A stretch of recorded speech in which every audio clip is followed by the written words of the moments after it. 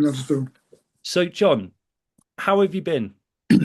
Busy, Yeah, busy, and not everyone. People think maybe some of the deals I do might have an extra naught on compared to some people, and some people I know do deals with a few extra noughts than I can do. So it's all relative. And everybody I know, I don't know anyone at the moment that hasn't got challenges and problems to sort. Now you're always going to have some problems. That's part of the job. You're buying property that's got a problem, and it's up to you to know how to solve it. But I have to say, at the moment, it's very tough because build costs continue to rise. Builders still don't do things on time, and we're all in the same boat. So anyone that tells you, "Oh, I've never had a problem. Nothing's ever gone wrong for me in property," they are liars. They are yeah, liars. So don't listen to them.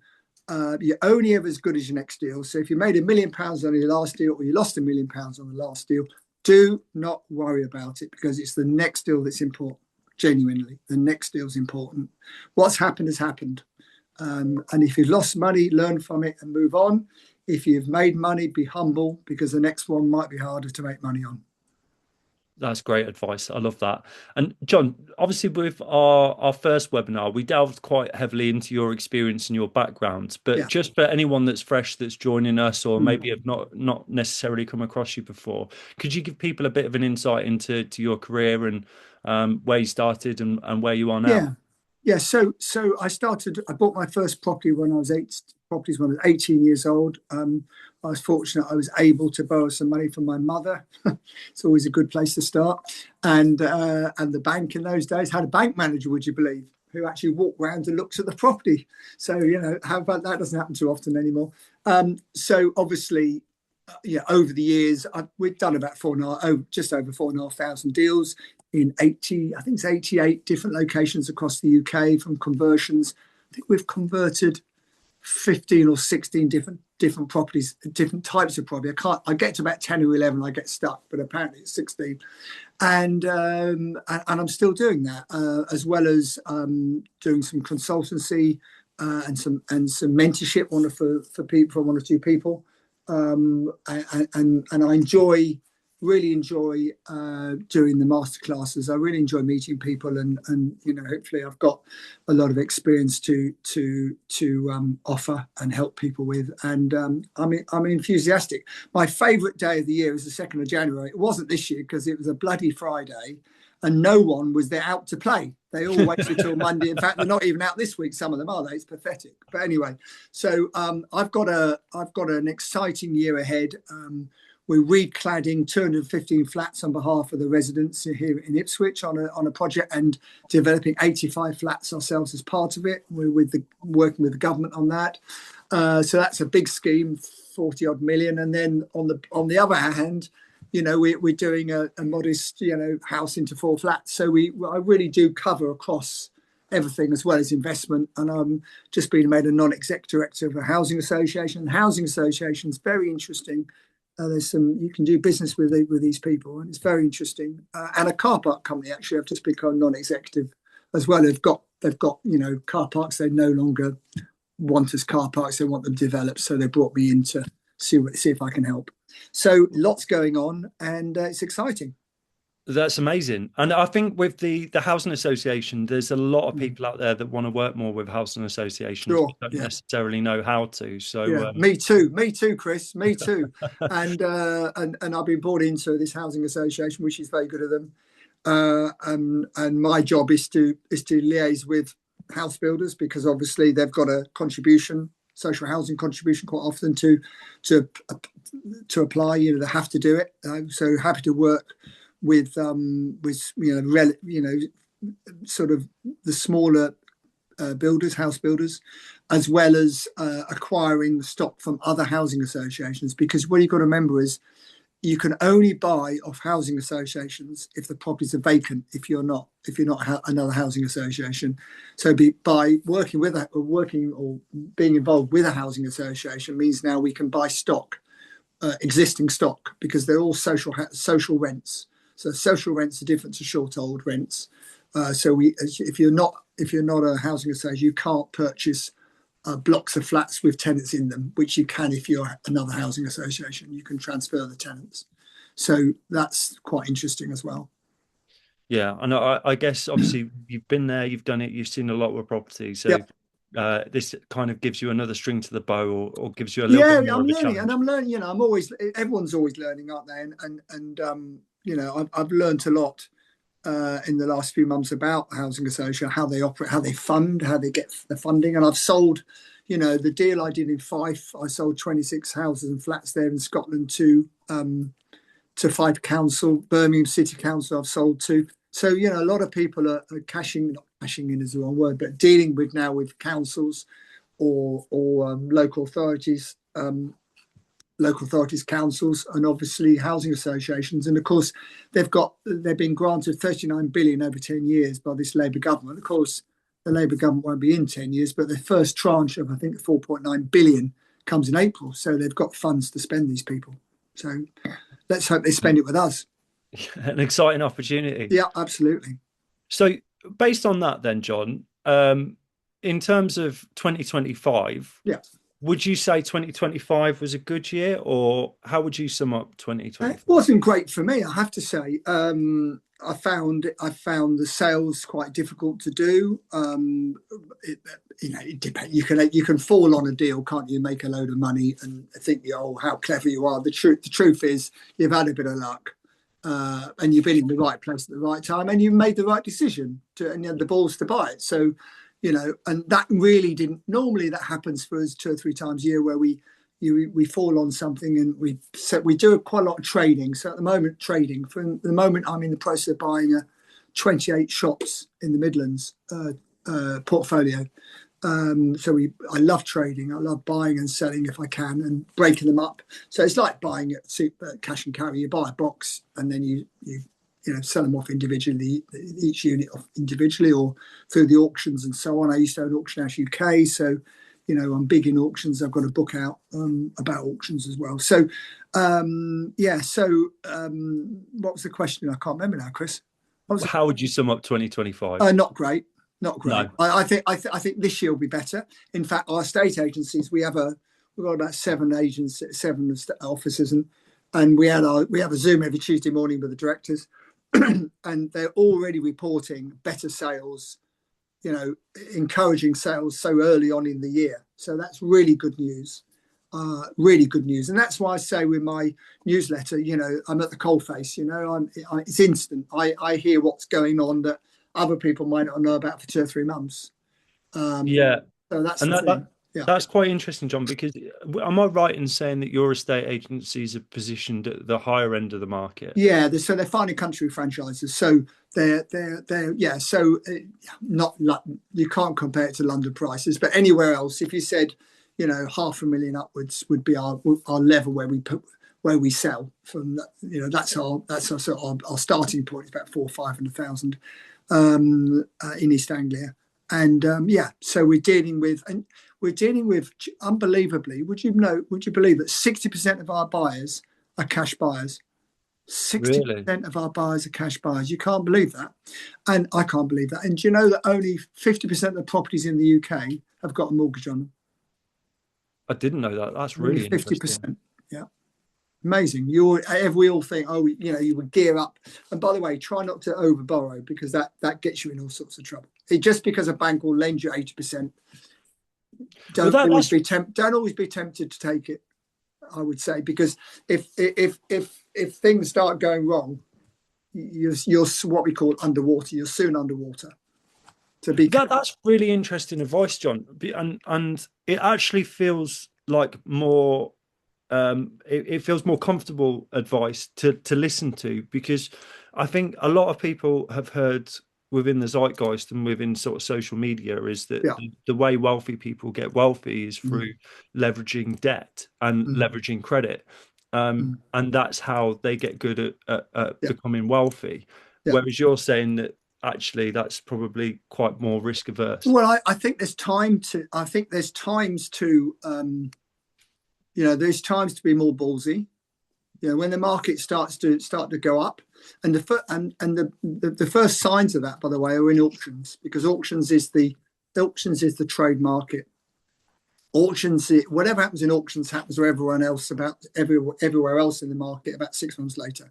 So when the auctions start selling better, and at the moment they're not selling that well, you know, when they start doing 85% sell rate at auctions, and the economy's picking up probably, to be fair as well, then that's the time to probably be a bit more ballsy with what you're doing. At the moment, I don't think it's the time to be ballsy. I think it's the time. A lot of people, a lot of the big investors and developers aren't. The big developers aren't developing. They're sitting on their hands. A lot of them. Yeah. House builders have to keep going because they're like a sausage factory. They just churn them out, and they're building much, much cheaper than anyone else can build. And of course, they're not paying 12% interest. They haven't got any interest to pay. They're just paying dividends when it suits them to their shareholders. So it's a very different market.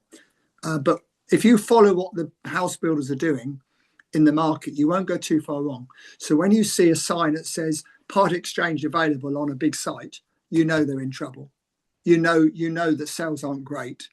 And the average across the UK sell rate on any new estate is only 0.65% of a sale a week, which isn't a lot when you think about it.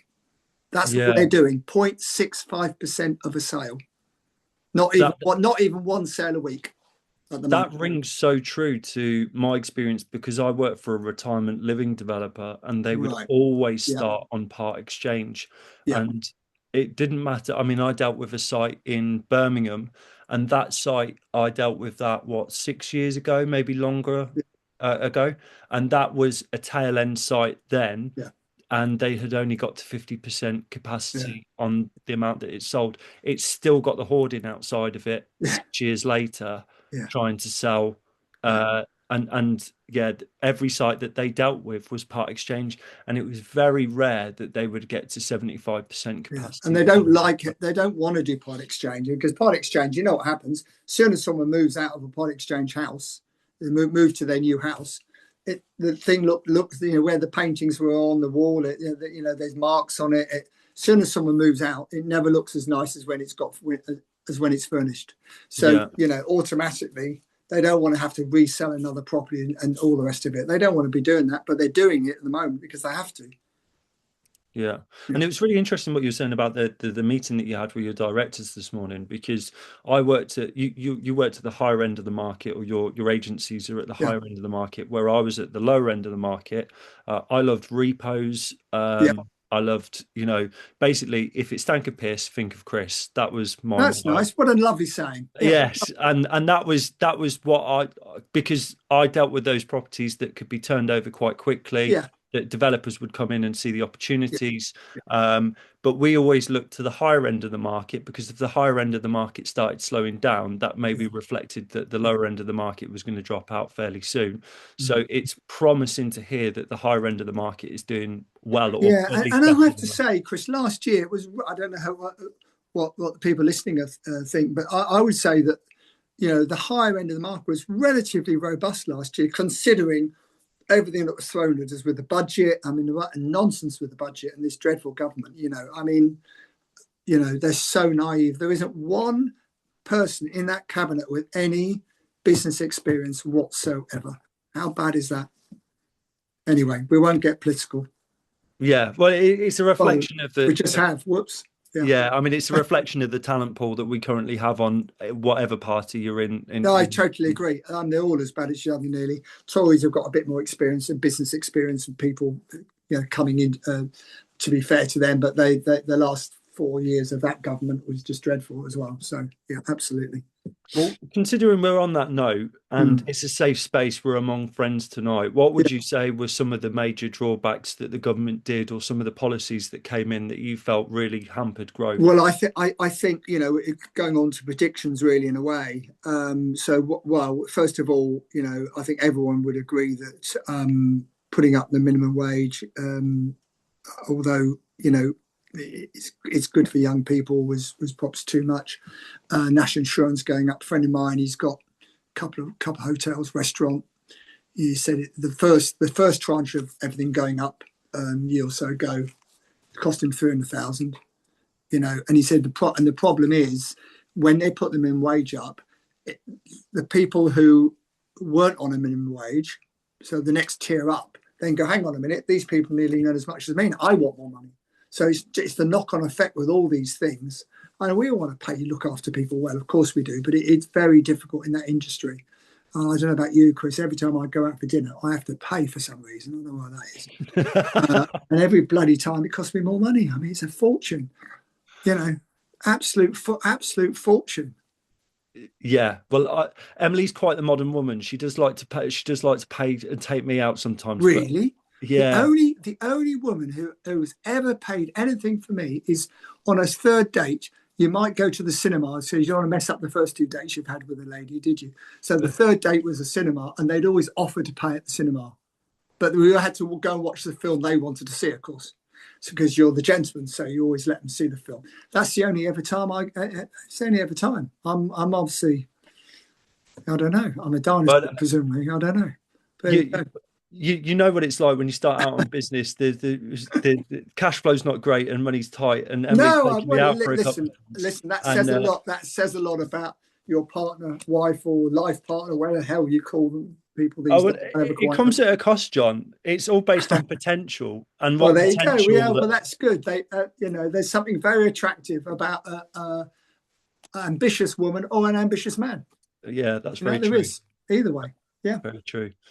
So, John, in terms of 2025, is there sort of anything that you think that could have been done better last year, or was there any sort of major ruts that developers were getting into? A few really. I mean, in terms of landlords, the landlords took a real pounding again, and plenty of landlords listening to this, I'm sure.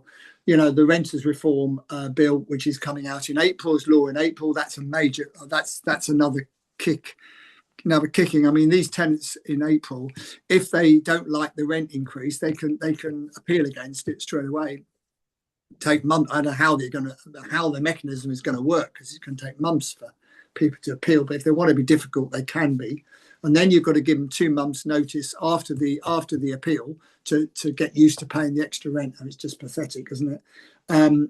So that's a massive problem, I think, going forward. But of course, every problem, if it's a problem for one person, Chris, it's an opportunity for another. That's what you've got to remember. So more landlords come out the market, less landlords in the market, more rented stock available to purchase. You can buy it cheaper. So for every yin there's a yang, or whatever. So I mean, more developers are looking to rent instead of sell, because they've found it so difficult, so slow to sell, and probably not at the money they wanted, because the market hasn't gone up at all really last year. I mean, things like that.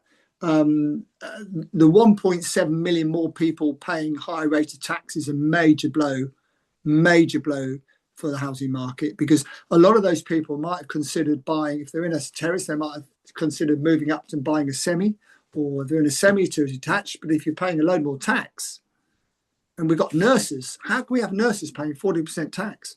It's bonkers, absolute bonkers.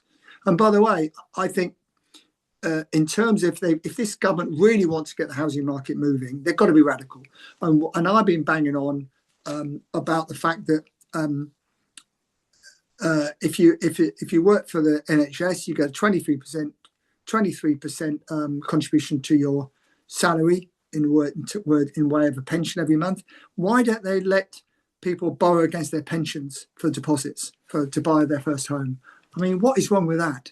It seems absolutely crackers they wouldn't do that. But I have got some good news for people, and I can't say too much yet, but I've heard a whisper, and I'm connected politically a little bit, not loads, but a little bit. Although I have got a meeting. I've got a quite important meeting with Homes England and that's the government bank, by the way, on Fridays in London. But I've had a whisper that they're going to bring back Help to Buy second half of the year. Interesting. Now, if that does happen, that will really, really help and support the housing market. I think they probably are going to have to do something for first-time buyers, especially London, because the first-time buyer in London, the average first-time buyer in London house is 487,000. They were talking about in the budget, they were talking about at one point, they thought they were going to increase the stamp duty level to no stamp duty to 500,000. That would really have helped that market in London, because the market in London is tough. really Yeah. tough. And they didn't do that. Maybe they didn't that because they're thinking of bringing out help for first-time buyers. But I should know more about that in a couple of weeks. So I'll do a bit of a. I mean, I do a fair bit on what's it called, YouTube. That's the one. So I'll probably do something on YouTube about that when I'm just waiting for a bit more information. So just to make sure I'm definitely right. Well, that would massively help, because I remember when it came out and it was almost like turning the taps back on. Yeah. And then the stamp duty reforms came later. So it was like, even after that sort of stagnated and the Yeah. natural immediate But, surge yeah. sort of dropped off a little bit, they It then did. brought out the stamp Yeah. duty So reforms. they did. So the last Help to Buy scheme by the Conservative government helped 700,000 first-time buyers. Now, the argument is, oh well, it helped the house builders bet more and developers like us more than it did first-time buyers. Well, you can't help one without helping the other, can you? So, but this government, I think, are very wary of helping house builders any further than they're already helping them. So, and I think they're trying to devise a scheme where perhaps it's obviously different from last time, but we'll see. We'll see. Well, on the house builder front, we've talked about the the challenges we're planning, but one of the sort of constant themes that's come out over the last few years, probably since post-COVID, is the build costs and supply chain element of Oh, it. yeah. I mean, we've all been caught, and anyone who says they haven't been caught by it, who are active in the market, and the build costs gone up 40%. I mean, if the small house builder now, unless they're selling selling properties for over £400 a foot, I would say it's very, very tough. If they're getting their hands dirty and doing some of the work themselves, they're doing the footings themselves and so on, then that's slightly different because you can build a lot cheaper. But if you're an out and out sort of, pen pusher developer like we are, for instance, where, I've got no skill set whatsoever in terms of being on the tools, as it were, then really it's an expensive operation. And I think the prediction for this year it will continue to be very tough for small developers because of build costs. And build costs are still going up. So I think it'll be tough. And when you combine that with property market, better than last year and some increase in values, but not a huge amount. I mean, in the past, of course, we've all got away with papering over the cracks because build costs might have gone up 100 grand on the job or 200 grand or whatever it might be, but the sale prices went up 300. Oh, but from where we started, well, aren't we clever? Well, we're not clever, we're just lucky. So there's no hiding place now. If you get it wrong, you get it wrong. And the other problem you've got is if you go over the banking mandate with a lot of these bridges, look at the small print. If you think it's going to take a year, borrow the money over 18 months, because if you go over that time period, the penalties are severe, extra 5% interest, more in some cases. It's really wrong, I think. And I think the government, it's unregulated lending is the problem, but I think the government do need to get a grip with it and say, hang on a minute, a bit like credit cards, you ain't going to charge any more X amount because the markets can't cope with it. I think they need to do something, personally. So with the build costs, have you seen the same sort of increases in land values? Well, there's only one thing that can go down, Right. change, and that's land. So the price you pay for the land needs to go down because the build costs have gone up and the sale prices have not gone up, and there's inflation as well. So, we've got, and anyone who thinks inflation's at 3.5%, they haven't been out for dinner recently, have they, Chris? Your girlfriend, stroke wife, life partner knows that because she pays for dinner. Yeah, on the odd occasion. Probably buys the food as well. So it's in the supermarket. So the inflation is not 3.5%. Inflation for most people is over 10%, I would say. And certainly, a plasterboard, I think 4 years ago was £5 you could buy it for a sheet. Now it's 15. Well, that's not, so it depends what they put in the basket to calculate the inflation rate, doesn't it? And they manipulate that constantly, I expect, to make it, sound better than it is. So if you've got property prices not really increasing, inflation increasing, build costs increasing, the only thing that you can do is pay less for your property, land or buildings. You've got to pay less for them. And you've got to be, and if you make a mistake and agree to buy a property and then think, oh, this is a bit tight, have the balls to say to them, sorry, can't buy it. Yeah. Or walk it back. In other words, walk the price back. And I talk a bit about that in my masterclasses, because, you know, sometimes you have to, because you get it wrong, you know. And if you've got a backer or a partner and you go, well, I could have knocked 50 grand off the price, but I didn't bother. I didn't want to upset anyone. Well, what would they say? They'll say, well, why the hell haven't you done it? Yeah. So, you know, difficult conversations are difficult. No one wants them, but you have to have them sometimes. Yeah, it's definitely better to take your time rather than rush a decision when you absolutely can. Absolutely, yeah, definitely. So in terms of the sort of previous line of questioning, John, I feel like I've taken you down a bit of a negative route in terms of some of the bad stuff that happened in 2025, but I kind of want to bring back the positivity in your room. And let's do that. Yeah, absolutely. I'm interested to know, obviously you're doing multiple developments. There's a lot of stuff that you're going on, that you're seeing from other developers. And you mentioned that a lot of developers have turned to the rental sector to offload some of their units. With the more sort of BTR side of stuff, it does have a lot more amenities and a lot more stuff to try and attract those tenants. Is that kind of the sort of stuff that you're seeing help lift on the GDV in 2025, like extra amenities, spec changes, design upgrades, that kind of thing? Well, I think the more attractive you can make the property, of course, the better it will rent and the better it will sell eventually if you put it back on the market in 3-5 years' time. I think the one problem we all have at the moment is that because we've spent more on build costs than we thought we were going to, probably, and it's taken longer, then refinancing and letting them is probably an option for many people. It's, you know, they're not underwater with the deals, but it means you're not getting the same amount of cash out as you would if you sold them properly, because you've got to leave more money in. So actually you've got less money to move on to your next deal.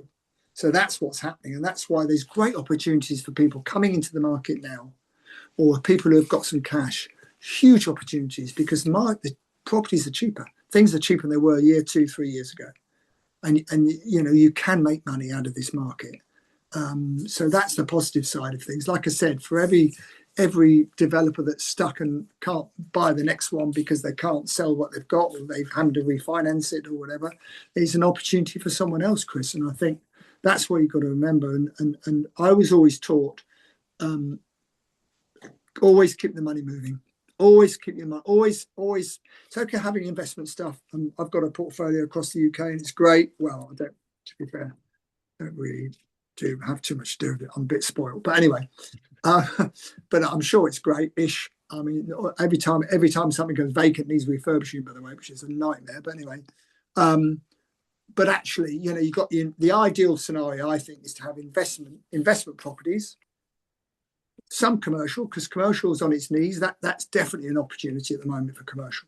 If you've got money to buy commercial with, you can't borrow too much against commercial, and then have your dealing money. So I have commercial portfolio which has got a fair bit of money tied up in it, but it's tied up, and that's, you know, I want it tied up in a way. That's my safety valve, if you like.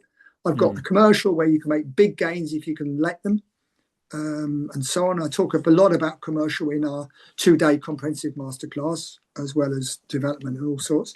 And then I've got dealing money where I want to trade. I want to buy and sell, do upsell, because that gives me the cash flow that I need. You need to keep moving. You need cash flow. Otherwise, what do? You buy one property and sit and look at it for 10 years, 5 years. Well, you do, don't you? The trick of buying a property, say 3 or 4 years ago, refurbishing it, refinancing it, keeping it, and getting all your cash out to go again is gone. It's not possible. You can probably get 50% out of it, or if it's a fantastic deal, you can probably get majority of your cash out. So I have 3 golden rules. One is I should be able to, whatever I buy, I ask myself these 3 questions. 1, can I sell it straight away without doing anything? And if I can't do that, I haven't bought it cheap enough. If I can't sell it on to you, Chris, or someone else for a bit of a profit, or a bit of walkabout, we call it, then what am I doing? I should be buying it in the first place because that's my job. Secondly, I should be able to buy it, refurbish it, and sell it and make a decent profit. And the third, I should be able to buy it, refurbish it, refinance it, and get 50 to 75% of my money out of it. To get all of it out on one deal, one property is very hard. If you're doing three, so if you're doing buying 3 flats in a house, you should be able to sell 2, keep 1, and all that gives you many more opportunities. But if you're doing one, then you've got to really make sure that's the right money. Really make sure it's the right money you're paying for it. And selling is in the buying. At the end of the day, selling is in the buying. Simple as that. So with 2026, when we started this webinar, you alluded to that you're quite optimistic with next year, and you've kind of explained some of the strategies that you're considering next year, commercial being one of them. Yes. And this ties quite nicely. Donna's asked a question of what part of the market do you feel will remain the most resilient going into 2026? Is there a particular strategy or a type of property that you've got your eye going on into next year, and one that seems to be on the rise? Well, what I always say to everyone, there's many ways of making money out of property. And there are lots and lots of ways, and you have to have a passion for whichever way you want to go. It might be that you enjoy restoring listed buildings. It might be that you like doing up terrace houses. It might be that you want to buy flats on short leases. That's handy, very handy at the moment. So there's lots of different opportunities out there. There really are. There's not just one opportunity, there's lots. And in certain cases, you get a niche, and the niche works for 2 or 3 years, and then people catch up with it. Perhaps permissive development, PD would be one. Ranjan, my friend Ranjan, and by the way, I haven't mentioned this yet, but I'll give Property Elevator Series 9 a plug, if I may, because applications are open. Filming is on the 16th to the 19th of February for Series 9 of Property Elevator. It's on Amazon Prime. Anyone wants to go and watch it. Series 7 and 8 are on there. So there's lots of ways of making money out of property. I think the rental market is going to remain strong. Of course it is. So, if you can buy at the right money, then the rental market is like is really your sort of security blanket, if you like, isn't it? If you can get a return on that money. And I think a lot of people getting involved with assisted living, which is an interesting area where you can get a lot more off a social housing company of some sort or whatever, who want to rent off you for 5 years and put children in there, or adults with difficulties. There's certainly, you can sweat the assets more than you can on the short hold, is what I'm saying, if you work it right. And some people are doing very, very well doing that, incredibly well. Holiday lets are another one, of course. Short-term lets. Short-term lets, I think they're going to license shortly, aren't they? So you've got to be a bit careful with that, I think. But certainly, there's lots and lots of ways. But you have to have an interest in it and a passion to do so. Because if you haven't got a passion in what you're looking to do, you're not going to do it very well. And when it gets tough, and it does get tough at some point or another, you're going to go, why have I done this? So there are lots of different ways. There really are.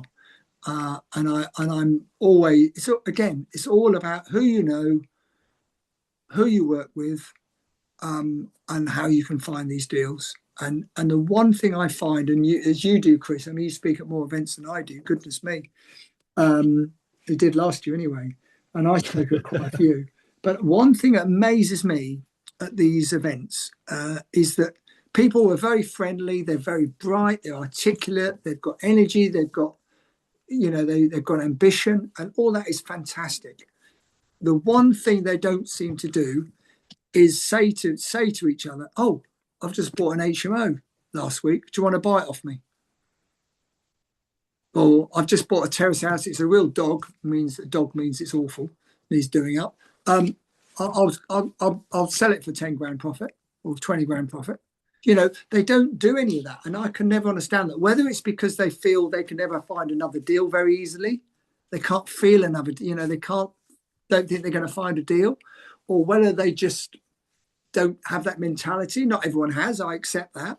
Um, I don't know, but that's the one thing, because Chris, if you like buying HMOs and I don't, and I find an HMO that's cheap, I can tell you about it and get a 2% finder's fee off you.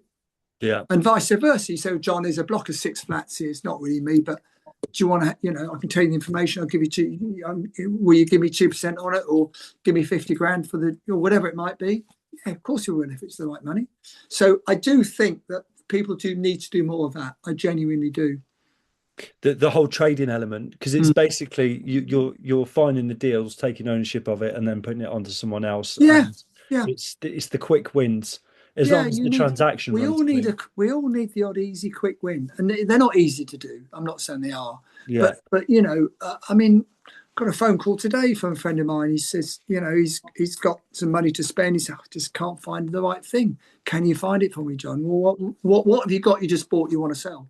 And that's what you need. You need to be connecting with the right people who have got money, who want to do things, and probably want to do different things to what you want to do. So you're not competing with them. No, that's brilliant advice. I'm going to open it up to the Yeah, audience, please. because I'm conscious of your time, John. But guys, if you've got any questions, do please put them in the chat, and I'll put them straight to John now, and we'll try and get through as many as possible. Ferial has asked, what is the one thing you love about what you do? Which is a great question. Good evening. I know her well. I would say meeting people, and chasing a deal, finding a deal, finding something that works. That's the chase. The chase and the doing the deal is the bit I really enjoy, and meeting people, and I love doing these sort of things. It's good. It gives me enthusiastic, and it gives after 40 odd years plus, it gives me a new lease of life as well.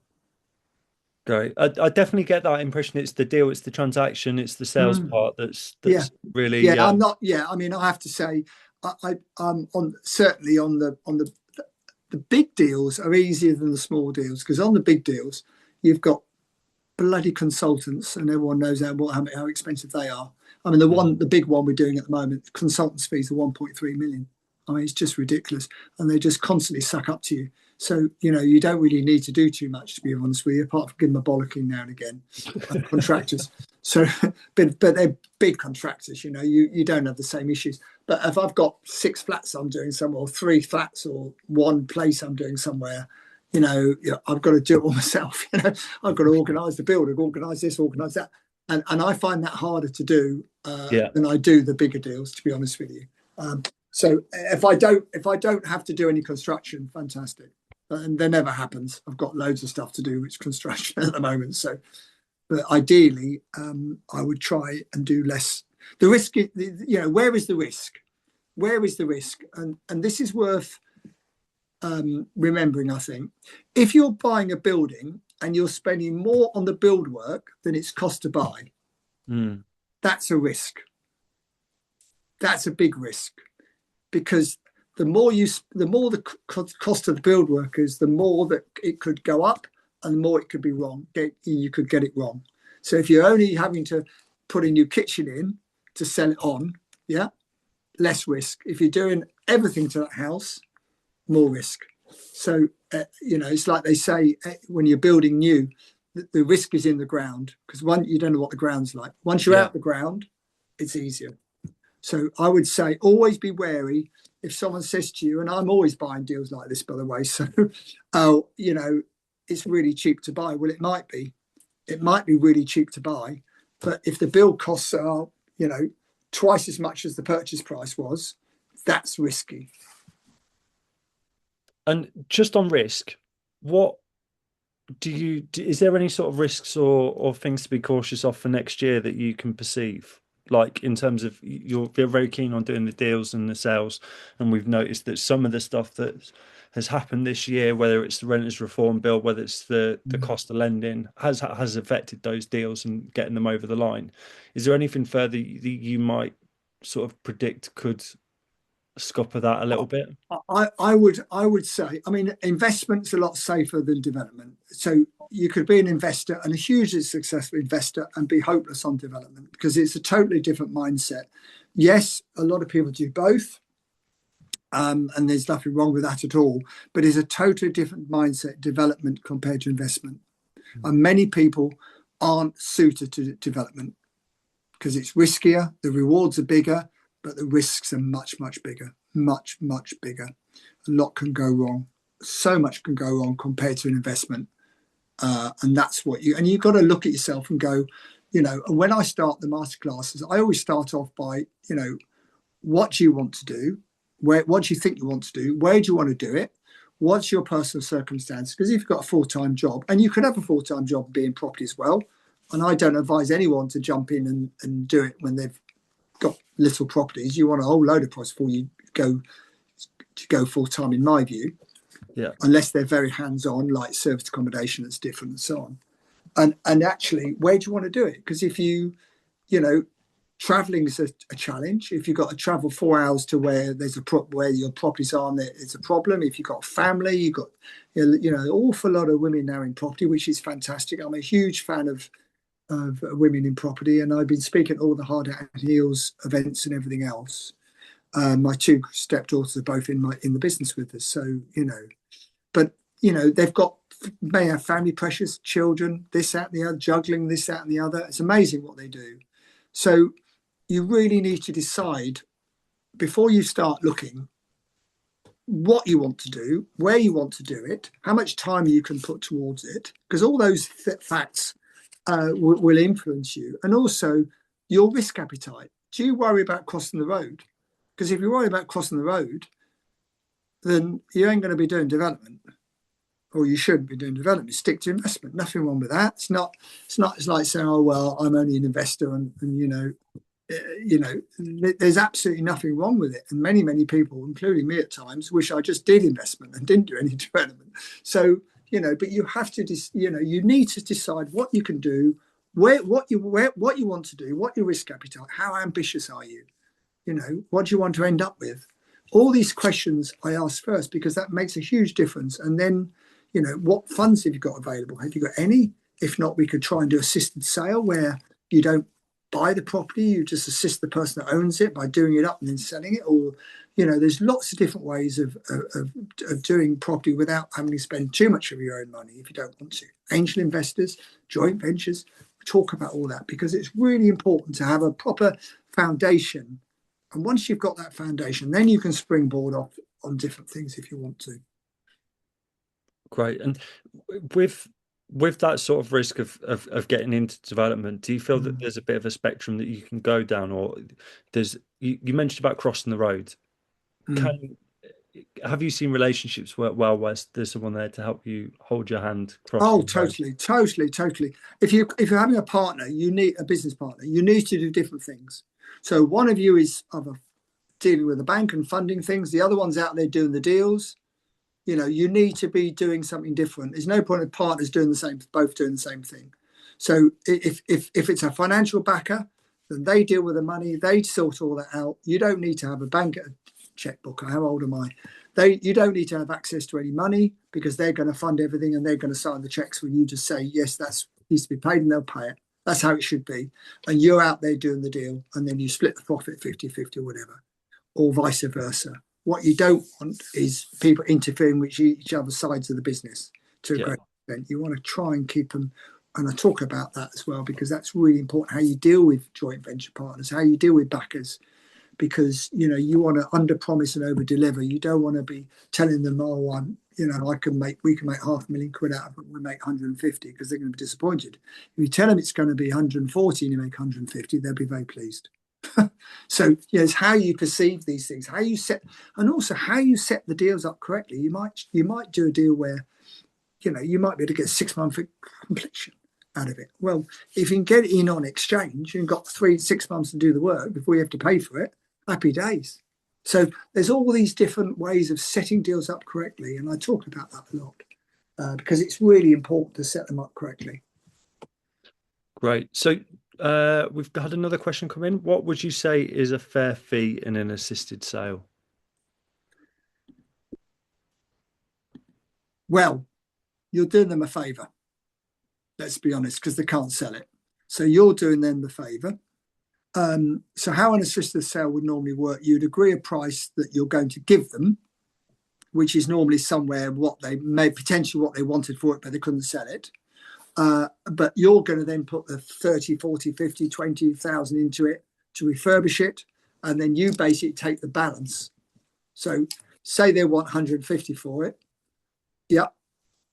And it sells for 250 with you spending 50. You don't give them any share of the profit normally. You just give them the money that they wanted in the first place for it. So rather than a percentage, you could do it differently, but that's how I would always try to do it if I was doing assisted sale. Great. Well, I hope that helps. Ultimately, you're doing them a favour. They can't. Absolutely. Brilliant. Well, John, I'm just going to show up your slide before we head off for the evening. Obviously, if anyone wants to go back and watch our previous webinar with or the one we did last year, then they can do that in the UK Homes Network on demand webinars tab. John, where can people find you? johnhowardproperty.com is my website, and hopefully you'll find some interesting things on there. I've got 5 books that I've written, which are available on my website, as well as they are available on Amazon, but Amazon takes 65%. So if I'd rather you buy them off my website, to be honest with you. Yeah, please go direct. Or some hotels then when I stay away, and then and on there's the information about my masterclasses and consultancy, and my YouTube and my Instagram. I try and post, I think, sort of 2 videos a week, and there's no nonsense on there. It's just facts and information and up to date stuff on there, really. So. If anybody wants to apply to be on the Property Elevator show, which is a little bit like Dragon's Den, similar to Dragon's Den, but we fund the property deals. They bring a deal on, we look at it, and then one of us might fund it for them or whatever for you. Then we'd be very pleased to, and that's propertyelevator.tv. If you go to that website, you can apply to be on the show. Filming is the 16th of February to the 19th in London. Yeah, it's a brilliant show. I know a few people that have been on it and really enjoyed it. So if you do have a deal that you want to go on and put in front of the angels, then it's definitely well worth doing. John, it's been an absolute pleasure. Thank you so much for not at all tonight. and congratulations with what you've done, because it's a great website and app and everything else, and you're doing a great service to the property industry. So, and the good guys have got to stick together, because there's quite a few rogues out there, as we all know, and you just got to be careful. There's a saying in horses, and the saying is, keep yourself in the best company and the horse in the worst. That's interesting. Yeah, and that's a very good saying. And keep yourself in the best company in property. Don't listen to the bullshitters and the people sitting on Ferraris and all the rest of it, and think that they're doing far better than you, because they probably aren't. Just keep a level head, and if you're mentally consistent and keep going, you will all be successful, I'm sure. Definitely. Well, John, I'll speak on behalf of our audience. That was a fantastic session. Thank you so much. I'll be keeping an eye out for you. Our paths will cross. They will. They will. I'm sure they will during the year, Chris. Thank you very much indeed. And guys, please do reach out. We'll be back next Monday or Tuesday, sorry. We'll have Aisha Qureshi coming on, who will be talking about her development that she's got up in Morecambe, which if you've been following her on UK Homes Network or social media, you'll know that it is an incredible project that she's undertaken, and we're really excited to hear more about it. So please do make sure you tune in for that, and make sure you get your 25% discount on UK Homes Network live tickets. They are live now on Eventbrite. Hopefully we'll see you all guys in the app, and thank you so much for your love and support and all your posts. It's been great to read, and we'll catch you next week. Cheers guys. Bye-bye. Bye-bye.